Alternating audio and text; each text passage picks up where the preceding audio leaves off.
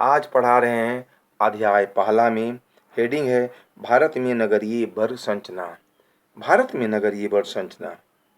India में urban class structure in India. Urban class structure in India, समझ रहे हैं ना। यानी भारत में नगरीय वर्ग संरचना इंडिया में, समझ रहे हैं बात को आप। तो जहां भारत की ग्रामीण वर्ग संरचना का आधार कृषि और उससे जुड़ी व्यवसाय है। क्या है? जुड़ा क्या है? व्यवसाय है, जिसके आधार पर ऊपर वर्णित ग्रामीण वर्ग संरचना का विश्लेषण किया गया है, जिसमें हमने पाया है कि ग्रामीण वर्ग संरचना कृषि आधारित सामाजिक आर्थिक व्यवस्था पर निर्भर है। इस वर्ग संरचना में जाति व्यवस्था और धर्म का भी बहुत प्रभाव है। वही नगरीय वर्ग संरचना के आधार इससे काफ़ी भिन्न है। नगरीय वर्ग संरचना के आधार में जाति और धर्म महत्वपूर्ण है। उनके स्थान पर नगरों में शिक्षा, योग्यता, कार्यकुशलता, धन संपत्ति आदि का महत्वपूर्ण स्थान है। तात्पर्य यह है कि नगरीय वर्ग संरचना में व्यक्तिगत योग्यता और उपलब्धियों का महत्वपूर्ण योगदान रहा है। शिक्षा के क्षेत्र में भी विशेष योगदान रहा है। पहला है शिक्षित बुद्धिजीवी वर्ग, एडुकेटेड एडुकेटेड इंटेलेक्चुअल क्लासेस।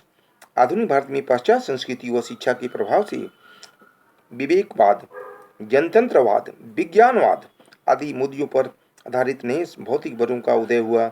इसमें राजा राममोहन राय व उनके द्वारा वह स्थापित ब्रह्म समाज का बौद्धिक वर्ग अग्रणी था। क्या था? बौद्धिक वर्ग अग्रणी था, आगे था, अव्वल था। वास्तविकता यह है कि इस देश में आधुनिक शिक्षा व वैज्ञानिक ज्ञान का जैसे जैसे विस्तार होता गया, उसी के साथ साथ बुद्धिजीवी वर्ग का आकार भी बहुत बढ़ता गया। फलतः आज शिक्षकों, सामाजिक विचारकों, दार्शनिकों, वैज्ञानिकों, शोधकर्ताओं, पत्रकारों आदि के रूप में एक विशाल जन बुद्धिजीवी वर्ग का उदय हुआ। इस बुद्धिजीवी वर्ग ने भारतीय समाज व्यवस्था को संगठित स्वरूप देने में अपना महत्वपूर्ण योगदान दिया है। स्मरण रहे कि इस देश में सभी समाज सुधार व धर्म सुधार, यहाँ तक कि राजनीतिक राष्ट्रीय आंदोलन इसी बुद्धिजीवी वर्गों के द्वारा ही प्रारंभ की गई। इसी वर्ग के सदस्यों ने राष्ट्रीयता व स्वतंत्रता की भावना को शिक्षा, प्रसार और स्वस्थ जनमत निर्माण के माध्यम से समस्त देश में फैलाया। इसी वर्ग का योगदान है कि हमारा देश उज्ज्वल और भविष्य देश की कामना कर रहा है। दूसरा है शासक वर्ग, यानी रूलिंग क्लास। स्वतंत्रता प्राप्ति के पश्चात भारत में एक नए राजनीतिक अभिजात वर्ग का उदय हुआ है, जो कि शासक वर्ग के नाम से जाना जाता है। इस वर्ग का संबंध देश के विशासित राजनीतिक दल अर्थात कांग्रेस से है, जिससे स्वतंत्रता प्राप्ति के पश्चात लगभग 50 से अधिक वर्षों तक देश की केंद्रीय सरकार तथा देश की अधिकांश राज्यों की प्रांतीय सरकारों का शासन किया गया था। ये राजनीतिक दल से जुड़े शासक वर्ग ने भारतीय सामाजिक, आर्थिक और राजनीतिक व्यवस्था से जुड़े अनेक सुधार कार्य किए हैं। तीसरा है पूंजीपति वर्ग, कैपिटलिस्ट क्लासेस। पूंजीपति वर्ग को हम उच्च वर्ग के नाम से जानते हैं। पूंजीपति वर्ग को क्या चीजें जानते हैं हम? उच्च वर्ग के नाम से जानते हैं, है ना। पैसा वाला वर्ग से उतार चढ़ाव महत्वपूर्ण भूमिका अदा करते हैं। इस वर्ग में बड़े बड़े उद्योगपति, मिल मालिक व कारखानों के मालिक सम्मिलित होते हैं। मार्क्स ने पूंजीपति वर्ग को शोषक वर्ग के नाम से संबोधित किया है। यह वर्ग देश की आर्थिक विकास के लिए कार्यकलापों, नीतियों के निर्धारण और उनकी क्रियाकलाप में महत्वपूर्ण योगदान देते हैं। दूसरे शब्दों में हम कह सकते हैं कि देश की अर्थव्यवस्था से जुड़ी नीतियों व निर्धारक ने इसे पूंजीपति वर्ग के इशारों पर किया जाता है। पूंजीपति इसी के इशारे में चलता है। पूंजीपति वर्ग के इशारों का किया जाता है। इसी वर्ग की गाढ़ी कमाई को मुनाफे के रूप में लेकर विलासितापूर्ण जीवन व्यतीत करते हैं, परंतु देश में सामाजिकता से जाता है। चौथा है मध्यम वर्ग, मिडिल क्लास। नगरीय समाज में संरचना में यह वर्ग सामाजिक महत्वपूर्ण स्थान रखता है। इसमें दो वर्गों में व्यक्त कर सकते हैं, उच्च मध्यम वर्ग और निम्न मध्यम वर्ग।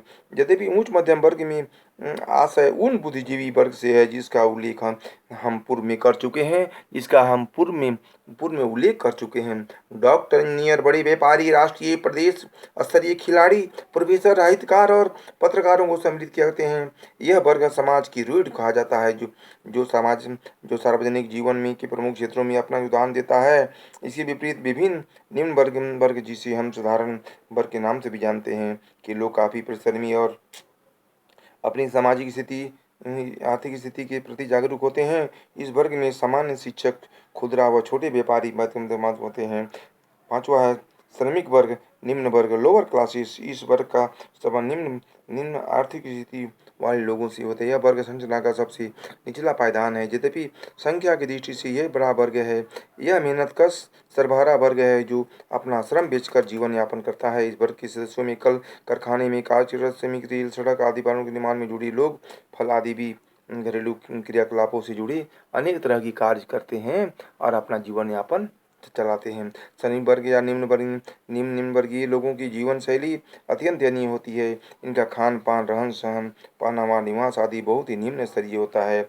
यदि भारत सरकार इस वर्ग से जुड़ी लोगों के कल्याण और उत्थान के लिए अनेक योजनाएं चालित कर रही है, जिसके परिणाम स्वरूप कुछ क्षेत्रों में परिणाम देखने को हमें मिलते हैं।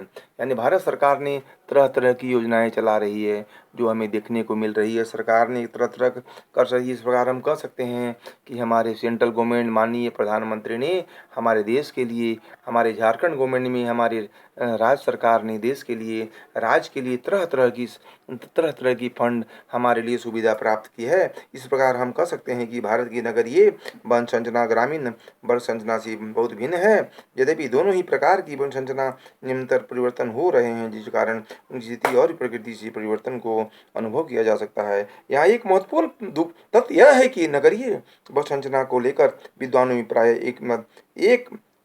एक मतता का अभाव है। जहाँ कुछ विद्वान भारत की नगरीय बल संरचना स्ट्रक्चर को उच्च पूंजीपति वर्ग, मध्यम वर्ग तथा निम्न वर्ग में विभक्त करते हैं, वही कुछ अन्य विद्वान नगरीय बल संरचना को बुद्धिजीवी वर्ग, शासक वर्ग, शोध पूंजीपति वर्ग, व्यापारी वर्ग, नौकरशाही वर्ग तथा श्रमिक वर्ग के रूप में विभक्त करते हैं। हम देखते हैं कि आज तक नौकरशाही और जमींदारी वर्ग ने देश में शासन किया है। क्या किया है देश में? शासन किया है। अंग्रेज ने क्या किया है देश में? शासन किया है। अंग्रेजों के तले हम रहते थे। अंग्रेज जो बोलता था वो करते थे। अंग्रेज जो चाहता था वो हम चाहता था वो होता था। यानी इतनी हुकूमत थी, इतनी पूंजीपति वर्ग हावी था, इतने शोषित वर्ग हावी थे कि हम कुछ नहीं कर सकते थे।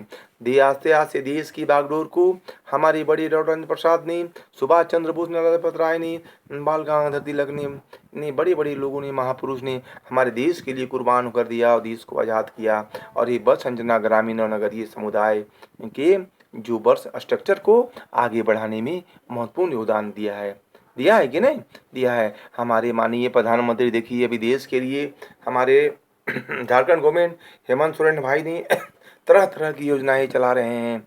हमारी राज्य सरकार ने तरह तरह की योजनाएं चला रही है। हमारे सेंट्रल गवर्नमेंट में तरह तरह की योजनाएं चला रही है कि हमारा देश आगे बढ़े, सुदृढ़ हो, समृद्ध हो। इस प्रकार नगरीय समुदाय, नगरीय स्ट्रक्चर माने ग्रामीण नगर स्ट्रक्चर और रूरल स्ट्रक्चर दोनों में काफ़ी भिन्नता हमें देखने को मिलता है। क्या मिलता है? काफ़ी भिन्नता देखने को मिलता है हमें। लेकिन हम इस भिन्नता को दूर कर रहे हैं। हमारी सरकार दूर कर रही है, हमारी सेंट्रल गवर्नमेंट दूर कर रही है, हमारी राज्य सरकार कर रही है दूर। आप गौर कीजिए, पहले गांव में स्कूल नहीं था, कॉलेज नहीं था, सड़क नहीं था, पानी नहीं था, बिजली नहीं था। लेकिन अब बस संरचना, अब रूरल क्षेत्र में देखिए, रूरल क्षेत्र में गांव गांव में बिजली सड़क की व्यवस्था हो रही है। सरकार देखिए तरह तरह की पायदान में ले जा रही है और गांव सुदूर इलाका में जो हमारा नहीं पहुंचता था बिजली लाइट, वहां पर बिजली लाइट, पानी, सड़क की व्यवस्था हो रही है। हमारा देश आगे अव्वल हो रहा है, हम आगे बढ़ रहे हैं। इस प्रकार हम कह सकते हैं कि ग्रामीण सुदूर इलाका अब काफ़ी बढ़ चढ़ के हिस्सा ले रहा है और डेवलपमेंट कर रहा है, विकास के रास्ते में है। पानी, बिजली, सड़क की व्यवस्था हमारे पास हो रही है। इस प्रकार हम कह सकते हैं कि गुरु वर संरचना काफ़ी स्थिर और सुदृढ़ होते जा रही है।